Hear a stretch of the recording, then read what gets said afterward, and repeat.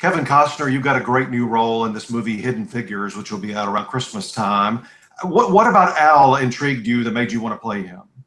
Well, in fairness, I didn't really want to play him. I really liked the screenplay when it was presented to me, and they asked if I wanted to play Al Harrison, and I felt that he hadn't been really developed the way the other characters had, and I said, look, I think you got a really good movie here. I said, but I don't see myself playing Al Harrison, and the word came back, Ted Melfi, who wrote it, said, well, why? What's the deal? And I said, well, it's a little schizophrenic, man.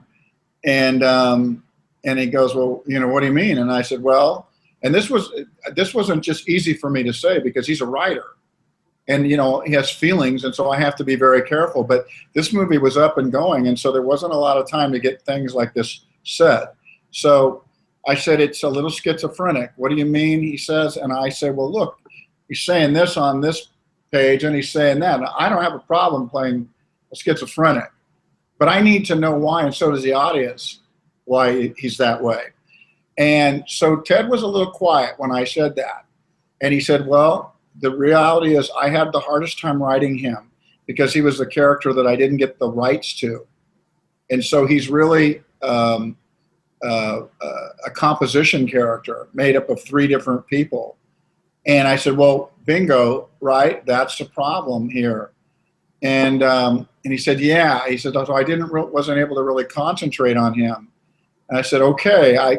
Ted was really honest, and I appreciated that. I said, well, if I'm going to do this, I said, we need to even this out, and we need to create an authentic character that we can combine who these men were, or we can try to single one out and avoid whatever we did. But I said, will you do that? I said, because people will say things to me all the time to get me in a movie. We'll fix it. But what happens is once the movie starts, the director's tired at night, and he doesn't want to go home at the end of the night and start writing a supporting character, which this was going to be. But Ted was true to his word. He did. And he said we would work on it, and we did every night. Was he more impressed that you figured out the nature of the 3 men, or were you more impressed that you caught it? Well, I think, when you have a really good collaboration, there comes a moment where you don't remember who said what anymore. It's not even really important. I think we probably riffed off each other's ideas.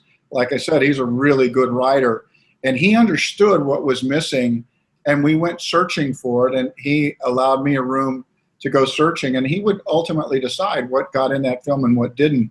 But what made it was enough for me to say I can support this movie. It's been over 50 years since the events of this happened at NASA. Why now, and why do you think it's taken so long for this story to come out? Well, look, I did a movie called The Bodyguard, and that was the first screenplay that Lawrence Kasdan ever sold, and it didn't get made for 16 years. I did The Hatfield and McCoys, and from the point that somebody wanted to make that story, the one that I did, was 30 years. Some things come together very quick. Some things take their time. I don't know if I'm embarrassed or I'm ashamed that I didn't know this story existed. But I'm thrilled, and I think to myself, knothead, why didn't you know? Of course, there are African-American people that have contributed in so many ways in this country, and why would I be surprised that in this particular film, with everything on the line, it came down to old-fashioned math, and a little girl who we saw in this movie as an 8-year-old who could completely blow a college room away became that woman that John Glenn said yes to. I was really thrilled when I read that, and I was equally naive to know that long before this computers that you and I are talking on right now, human beings were called computers at NASA. So I was a little charmed by the story. The 3 ladies that are kind of the central point of the group, you worked a lot with Taraji P. Henson, who plays Katherine Johnson. Okay. Yeah, in that movie I worked with Taraji, you're right. Right. What about her? Did you enjoy working with her? Well, she was, always, it's just going to sound really boring to this audience, but, she was ready to work, right? She was prepared, and sometimes people aren't. Okay, and sometimes and she was ready, and she had a lot to do, and she was portraying somebody that's really important to African Americans, and equally important to the space program, to the history of what we know to be a big moment in the space program. And it whittled down to this little girl turned into a full-blown grown woman. And I thought Taraji really handled that. And she has that one scene where she's been really marginalized, if you will. Race is a terrible thing, and it's hard enough for a woman in a workplace in the 60s, but to be a black woman in the 60s was impossible. And there's a moment in time, and I think the moment I'm talking about, where she finally breaks and tries to explain what life has been like for her in this workplace amongst all these white men. And so she really nailed that scene beautifully. And of course, that scene doved into the coffee pot scene, and then it doved into the hallway scene that people are talking about a little bit. But without her speech, without me being angry at her, without her big speech, without the coffee pot, the thing that happens in the hall, even though it's impactful, wouldn't have been as impactful. Yeah, at the screening I saw, and you and the rest of the cast and Ted were there for the Q&A after, I thought the audience was going to get up and storm the stage, and not in a bad way, in like an inspirational way, in your hallway scene. Yeah, I think we all want to. The great thing about movies is it gives us a chance to do some things that we would hope we would do in real life. Not that we would or could, or the norms of the time, but I think there's a moment where we all want to tear some stuff down that's holding people back. We all wish we were that heroic. I hope I am that way in my life. But that was sometimes, I knew when I was tearing that sign down that I was tearing it down for a lot of people.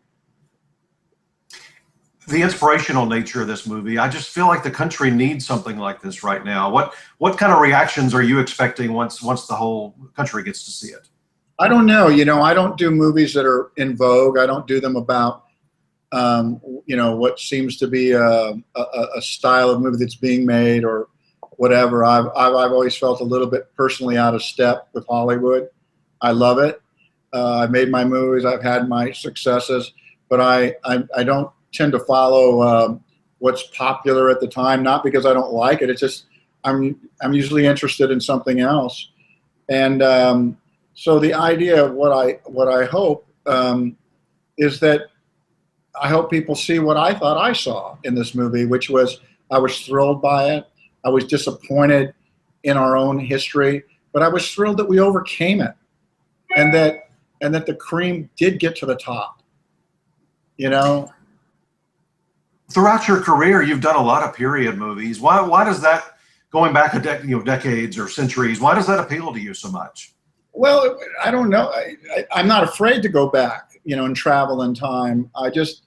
But things just have to make sense, to me, that I have to be moved by them myself before I'm willing to, you don't tell a joke unless you think it's actually pretty good, unless you're just a dumbass,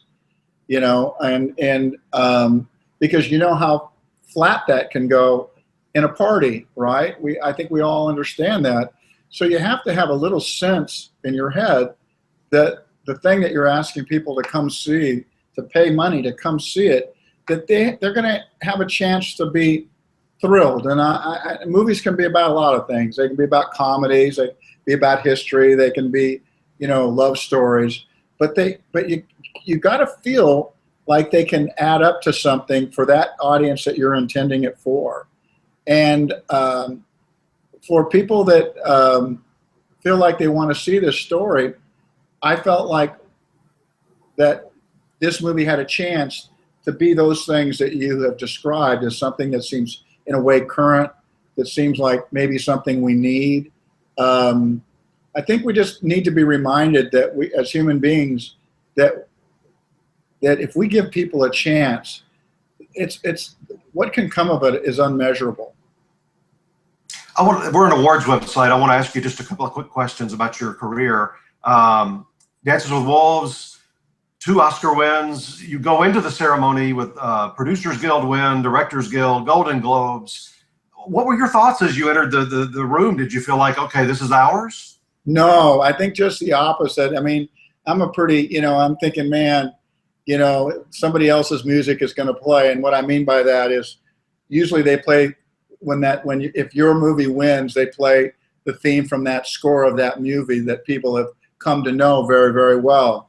It becomes indelible in the minds of people, certain music. And I was pretty convinced in a way that somebody else's name was going to be called.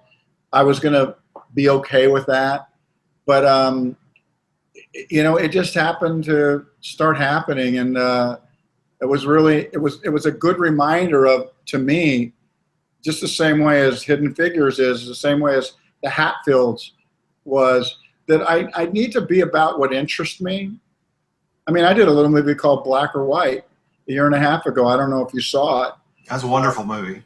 Thank you. And, that was right in the middle of everything that's been going on. And for some reason, no one talked about that movie that much. So anybody that happens to be watching right now, if you haven't seen Black or White, I hope you go see that. But, if you kind of do the movies you feel like you want to, and believe me, there's all styles of movie that you can be in, it's the fact that you like it so much and people are talking about this, it's always a good reminder to me to follow my instinct about what moves me, what makes me feel good, not what in the very beginning seems like it's going to be something that becomes a hit or something like that. I think I know the difference between, I think I know what a good movie is. What I'm not always certain about is what a hit is. But I have to be about the movie that can be watched 10, 15, 20 years from now. And I think Hidden Figures will have that going for it, regardless of what happens comes award season.